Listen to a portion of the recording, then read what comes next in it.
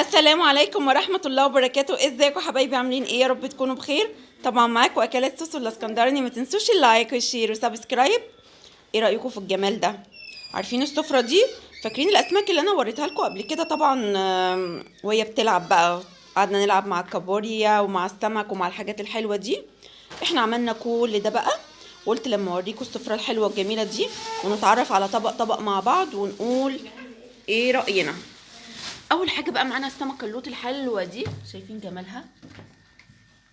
معموله بقى بالطريقه بتاعتنا المعتاده اللي احنا بنعملها، وكمان بقى ايه، محشيه بقى شبت وبقدونس وكزبره وحاجات جميله جدا. بصوا، كمان معانا البوري المشوي، كل ده انا اللي شويه على ايدي زي ما انتوا عارفين بالطريقه بتاعتنا. وكمان معانا البولتي بتاعنا اللي هو المفتوح من الظهر ومتبل بالتتبيله توم وفلفل وهريسه شطه وخل وليمون وبهارات السمك. ومعانا الكابوريا، بصوا الكابوريا البطارخ طالعه من كل حته، ما شاء الله عليها، طالعه من كل حته، طالعه من هدومها. ومعانا بقى الطحينه الحلوه، طبعا ما ينفعش نعمل سمك من غير طحينه، من غير رز صياديه. وطبعا معانا البوري السنجاري عشان الاستاذه سمسم بتحب البوري، بتحب سنجاري وانا بعشقه جدا جدا مشوي.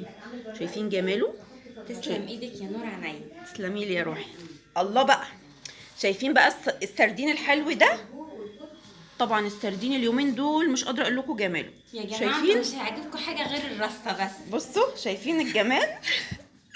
طبعا معانا بقى شويه بتنجان بالخل والثوم والفلفل، لزوم السمك.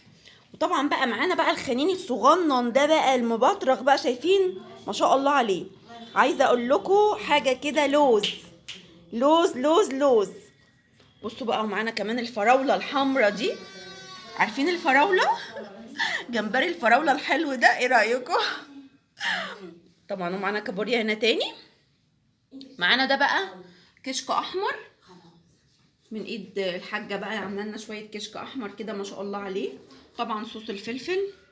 هي دي السفره بتاعتنا: رز، طحينه، الكشك، سمك صغنن اللي هو الخنين المبطرخ، ومعانا جمبري، معانا كابوريا، معانا سمك لوط، معانا سمك بوري مشوي، معانا سمك بولتي مفتوح من الظهر بالتتبيله الحلوه بتاعتنا، معانا برضه كابوريا، معانا بوري سنجاري، معانا سردين.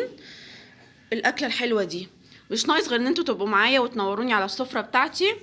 ويا رب السفره دي تكون عجبتكم، وما تنسونيش بقى في اللايك والشير وسبسكرايب، واقدر اقول لكم باي باي.